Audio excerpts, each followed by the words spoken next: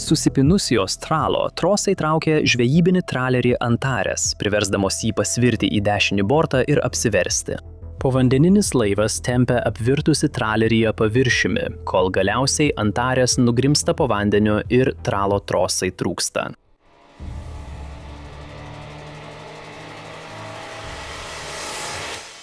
Klaido įlanka vakarinėje Škotijos dalyje kadaise buvo populiari žvejybos vieta, garsėjusi turtinga jūrų gyvūnyje.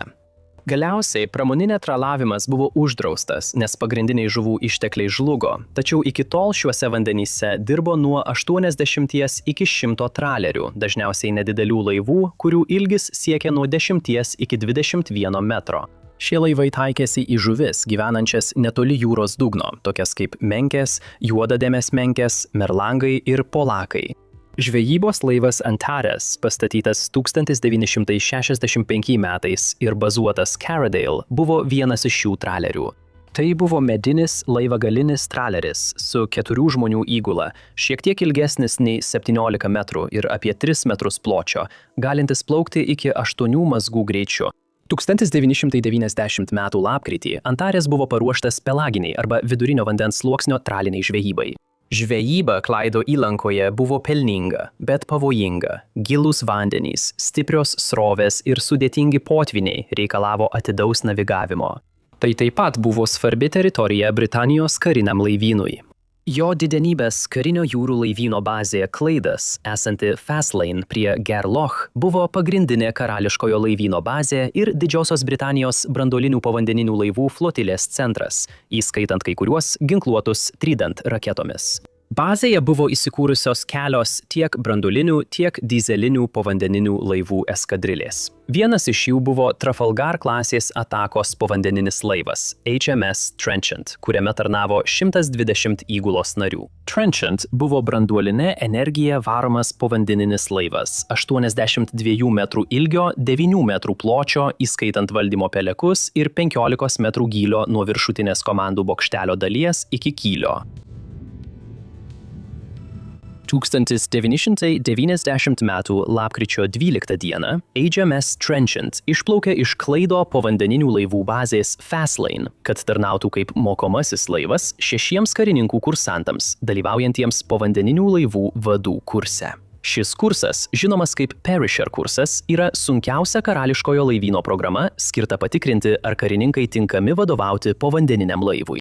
Prieš kiekvieną pratybą Trenchant kapitonas perduoda valdymą kurso vadui, vadinamam instruktoriumi, kuris tada perduoda vadovavimą tikrinamam kursantui. Kiekvienų pratybų metu kursantas atlieka visas vado pareigas, o mokytojas stebi. Lapkričio 17-ąją, užbaigus pirmąjį mokymų etapą tarp Škotijos ir Farerų salų, Trenchant įplaukė į Klaido įlanką pakrantės etapui su 4 likusiais kandidatais. Sekmadienio vakarą, lapkričio 18-ąją, trauleris Antares išplaukė iš Carradale'o žvejoti gilioje įduboje Butės sąsiauryje, į šiaurės rytus nuo Arano salos. Įgula paprastai žvejoja nuo pirmadienio iki ketvirtadienio ir savaitgaliais grįžta namo, laikydamasi Škotijos reikalų ministerijos taisyklės, draudžiančios žvejybą žemutinėme Klaide nuo 6 vakaro iki vidurnakčio sekmadienį. Butės sąsiauris buvo judri žvejybos vieta. Antares pripildo savo triumą ir plaukia į Larksą, esantį į šiaurės rytus nuo žvejybos vietų, kad iškrautų laimikį. Lapkričio 21-ąją, 17:30 Antares išplaukė iš Larks ir grįžta link Butės sąsiaurio. 6 val. Vakaro Hunterstono kanale į pietus nuo Larks Trenchant vykdo pratybas, kuriuose Perisher kurso klausytojas veikia kaip budintis kapitonas. Studento užduotis. Imituota minų dėjimo operacija prieš paviršinį laivą HMS Charybdis. Tuo pačiu metu Antares pasiekia giliąją įdubą Butės sąsiauryje, kur jau žvejoja 2 kiti traleriai – Heroine ir Hercules III. Antares įplaukia į pietinį įdubos galą, išmeta tinklą į pietryčius nuo Heroine ir pradeda traukti į šiaurės vakarus. Antares naudoja didelį pelaginį tralinį tinklą, kurį traukia 2 ilgais plieniniais lynais, vadinamais vilktimis, kad sugautų būriais plaukiojančias žuvis, tokias kaip menkės ir merlangai. Kiekviena vilktis yra plieninis lynas, beveik 500 metrų ilgio, einantis nuo denio gervių per skriemulius arba laikiklius abiejose laivagalio pusėse. Jos pažymėtos kas 45 metrus, kad kapitonas galėtų nustatyti, kiek lyno išleista pagal gylį. Kiekviena vilktis prijungta prie sunkios stačiakampės tralo durų arba otterboard plokštės, kuri laiko tinklą atvirą horizontaliai. Tinklo viršus yra platesnis nei galas, todėl žuvis nukreipiamos į uodegą. Vilkdami 3-5 mazgų greičiu, pasipriešinimas sukuria kelias tonas traukos, kuri pasiskirsto tarp vilkčių ir tralo durų. Kapitonas kontroliuoja gylį ir tinklo išskleidimą, naudodamas hidraulinį gervę, kad tolygiai įtrauktų arba atleistų abi vilktis. Antares turi centrinį galinį laikiklį, kuris perima visą vilkimo apkrovą vietoje gervės, taip sumažindamas įrangos apkrovimą. Sistema veikia kaip didelis povandeninis parašiutas, kurį atvirą laiko plieniniai lynai ir tralo durys, kai jis juda viduriniuose vandens sluoksniuose. Vilkdami, Antarės kapitonas per VHF radiją kalbasi su Heroin kapitonu, sakydamas, kad vilks į šiaurę, tada apsisuks tolimajame gale ir nusileis pamiegoti, o vienas iš kitų įgulos narių perims vairą. Pelaginiai traleriai, Butt Sound, paprastai vilkia aukštyn ir žemyn grioviu, apsisukdami tik šiaurinėme ir pietinėme maršruto galuose. Norėdamas apsisukti, kapitonas pirmiausia padidina greitį iki maksimalaus, o tai pakelia tinklą nuo jūros dugno. Tada jis staigiai pasuka laivą 90 laipsnių kampu ir laiko šią kryptį, kol trosai įsitempia ir įtempimas grįžta į tralo įrangą. Pirmoji posūkio dalis trunka apie 4 minutės. Tada jis daro dar vieną 45 laipsnių posūkį, laiko kryptį, kol įranga vėl įsitempia ir atlieka paskutinį 45 laipsnių posūkį. Taip užbaigdamas 180 laipsnių apsisukimą. Visas posūkis nuo pradžios iki pabaigos trunka apie 15 minučių. Sukantis į dešinį bortą, abu lynai įsitempia virš dešiniojo laivagalio. Išorinis lynas, šiuo atveju kairysis lynas, atlaiko didesnę apkrovą, o jo tralo durys pakyla aukščiau vandenyje. Todėl kairysis lynas yra aukščiau nei dešinysis, beveik kaip lėktuvas pasviręs į dešinę. Posūkio metu tinklas susiaurėja, abu lynai priartėja vienas prie kito, todėl įgula atidžiai stebi, kad jie nesusikirstų. Traleris yra pažeidžiamiausias posūkio metu, todėl vairininkas lieka tiltelio patalpoje ir koreguoja kursą, kol vyksta posūkis. Apie 22:30 įgulos narys prie vairo paskambina savo žmonai ir pasako, kad jie yra už Arano salos, o kapitonas žadins 2:30 ryto. 3 traleriai visą naktį toliau žvejoja, daugiau nesusisiekdami radijo ryšiu. Hunterstono kanale povandeninis laivas Trenchantas baigia minų klojimo pratybas ir pasuka į pietus, kad fregata Charibdis galėtų ieškoti povandeninio laivo, o Trenchantas galėtų praktikuoti išsisukinėjimo manevrus. Šiame etape dažnai keičiama kryptis ir greitis, kad būtų išvengta aptikimo ir surasta galimybė atakuoti Charibdį. Lapkričio 22-osios 1 valandą nakties povandeninio laivo valdymo centre pasikeičia budintys, tačiau tas pats studentas lieka budinčių kapitonu. 1:31 nakties Trenchantas pakyla į periskopinį gylį, kad surastų Charibdį ir atliktų imituotą ataką. Studentas budintis kapitonas žiūri per periskopą ir mato tik fregatą paviršiuje. Tada povandeninis laivas vėl panyra. Sonaras yra pagrindinis būdas, kaip povandeniniai laivai aptinka kitus laivus. Jis veikia 2 režimais – aktyviuoju ir pasyviuoju. Aktyviuoju režimu povandeninis laivas siunčia garso impulsus, kurie atsispindi nuo objektų ir grįžta kaip aidas, parodantis jų padėtį. Pasyviuoju režimu, kuris visada įjungtas, povandeninis laivas klausosi kitų laivų skleidžiamų garsų. Pagal garso kryptį ir dažnį apmokyti sonaro operatoriai gali nustatyti laivo tipą ir atstumą nuo povandeninio laivo. Didžioji dalis paviršinių laivų triukšmo sklinda iš sraigto. Dideli laivai turi lėtesnius sraigtus, o mažesni – greitesnius. Net ir stovintis laivas kartais gali būti girdimas po vandens linija, jei laive veikia mechanizmai, tačiau tylus laivas ar objektas negali būti aptiktas pasyviu sonaru. Trenchentas turi kelis sonaro masyvus, kurios aptinka triukšmą, perima laivų ir povandeninių laivų signalus, bei priima aktyvaus sonaro signalus iš kitų karo laivų. 1:58 nakties Trenchento sonaras aptinka artimą objektą maždaug už 350 metrų, kai povandeninis laivas atlieka 180 laipsnių posūkį į kairę, tai yra į kairįjį bortą. Kiek prieš 2 valandą nakties instruktorius baigia pratybas, kai Trenchentas stabiliai laikosi 150 laipsnių kompaso kurso, plaukia 6 mazgų greičiu ir yra paniręs 60 metrų gylyje. Pasibaigus pratyboms, Charybdis pasuka į šiaurės vakarus link Arano kamščio, kad susitiktų su kitu povandeniniu laivu HMS Otter, kuris panašias pratybas vykdo toliau į šiaurę. Instruktorius liepia budinčiam kapitonui likti šioje zonoje ir pasiruošti perduoti vadovavimą kitam studentui, kad šis galėtų pradėti savo pratybas iš tos pačios vietos. Tada instruktorius išeina iš valdymo patalpos, kad aptartų pratybas su kapitonu karininkų kajutėje. 2:04 ryto budintis kapitonas suka į dešinę, o 2:09 ryto Trenchant plaukia kompaso kursu 315 laipsnių, vis dar 6 mazgų greičiu ir 60 metrų gylyje. Po minutės sonare pasirodo 4 kontaktai. Trenchant pasyvusis sonaras aptinka 4 kontaktus. Kontaktas M01 identifikuojamas kaip karinis laivas Charybdis, kuris tolsta.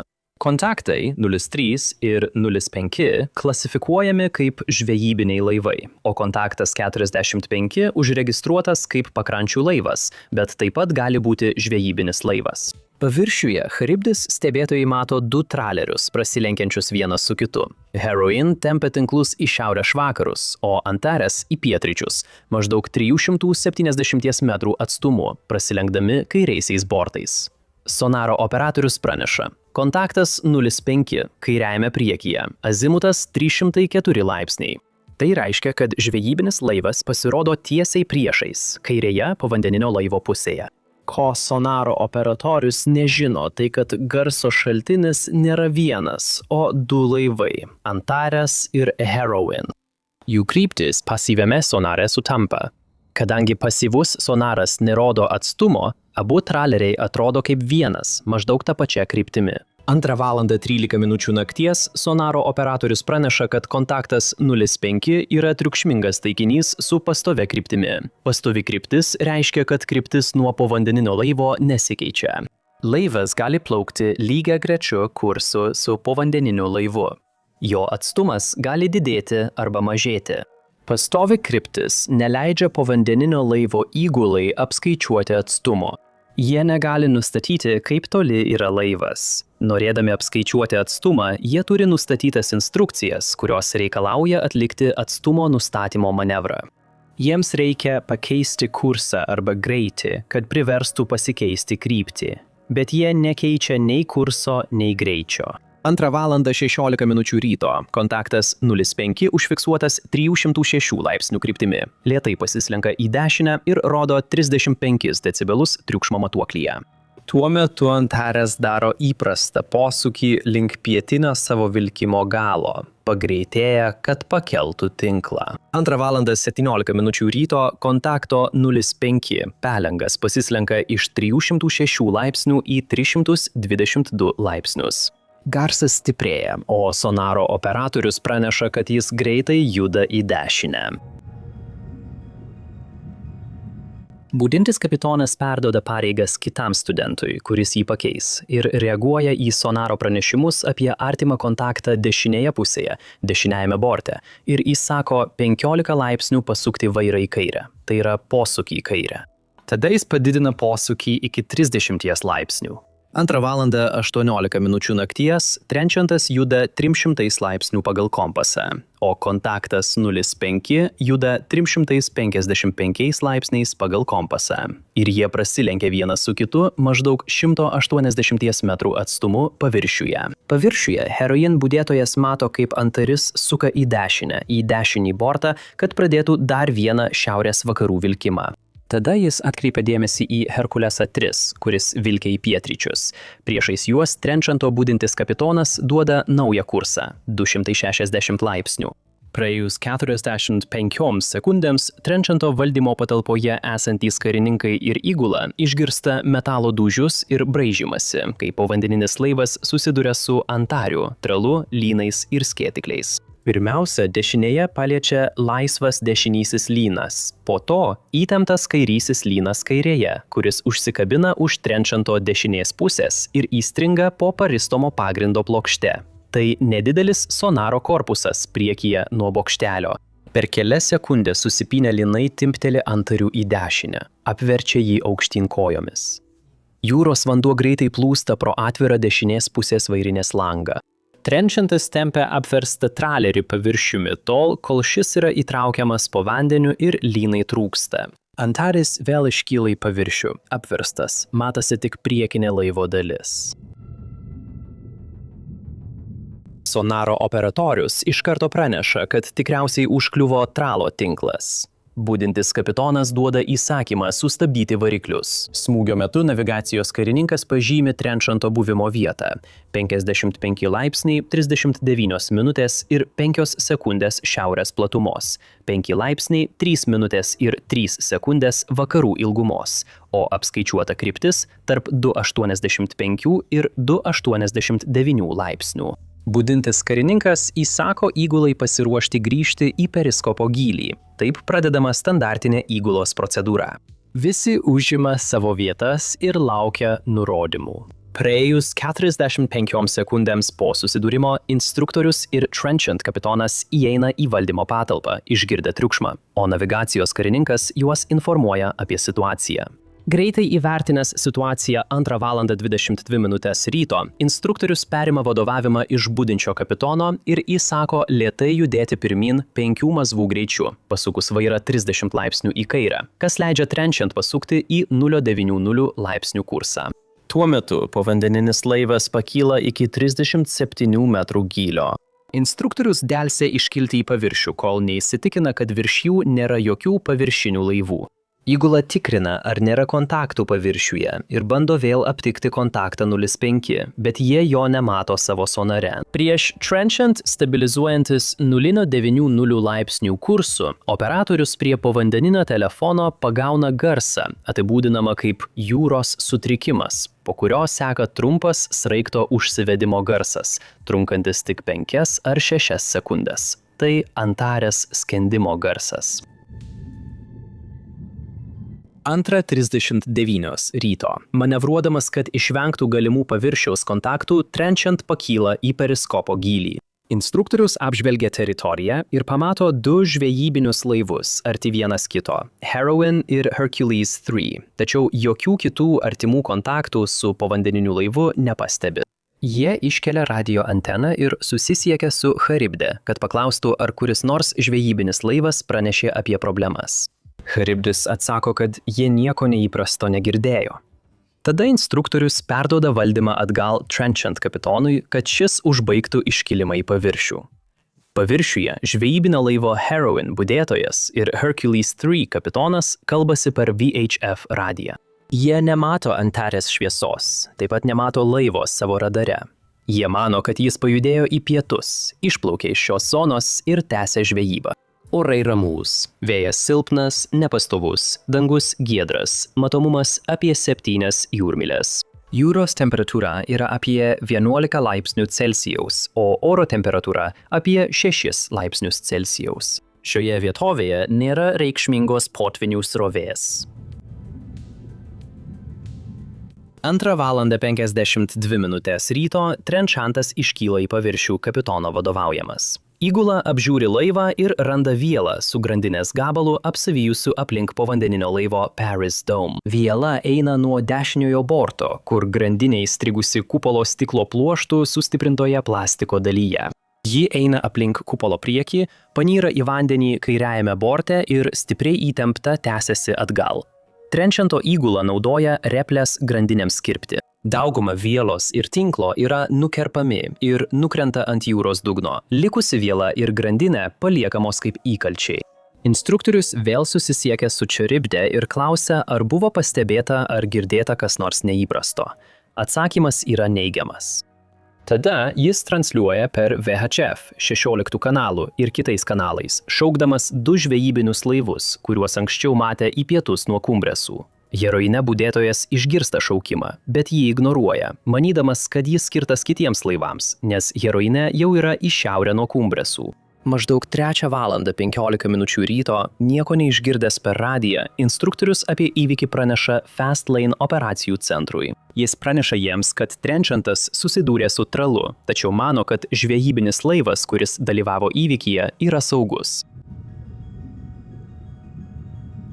4:10 ryto Fastlane operacijų centras perduoda pranešimus Clydo jūrų gelbėjimo koordinavimo centrui.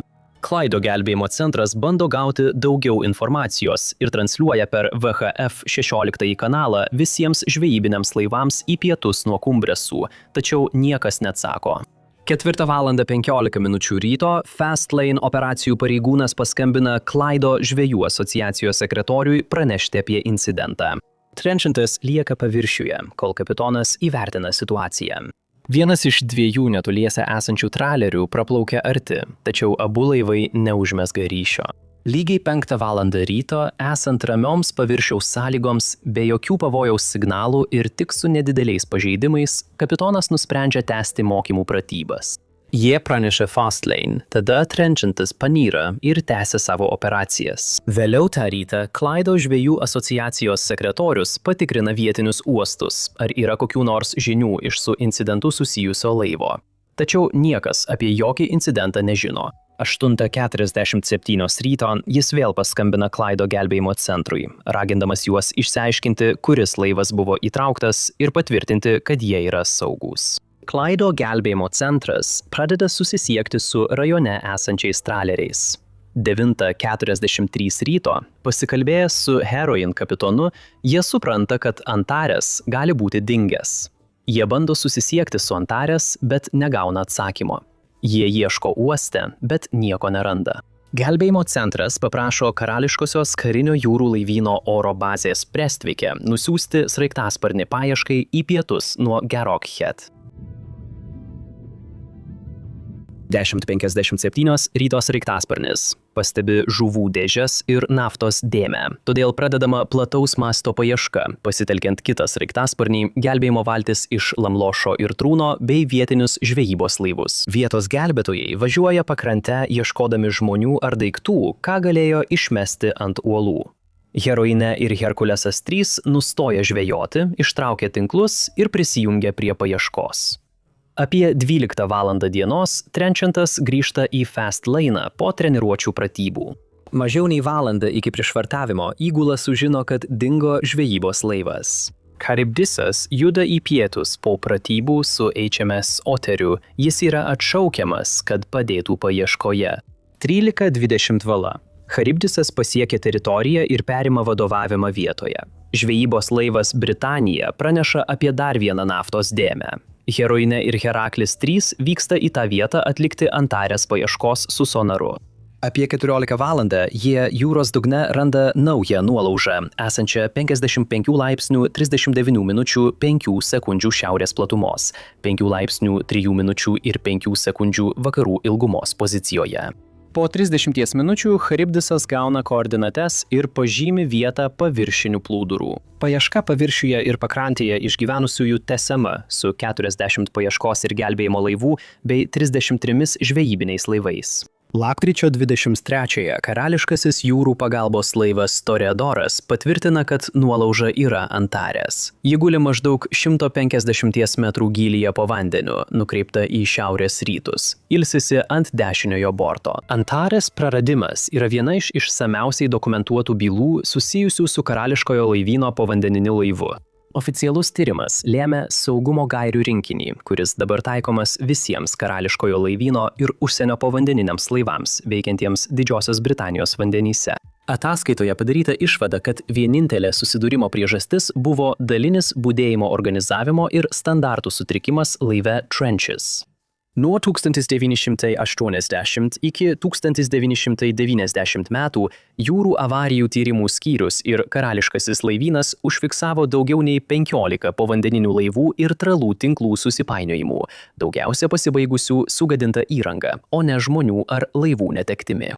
2 įgulos nariai buvo rasti nuolaužose, 3 šalia jų, o 4 buvo rastas žvejybinėme tralo tinkle maždaug po 5 mėnesių. Norėdami pamatyti kitą nelaimę, dabar spustelėkite vaizdo įrašą ekrane.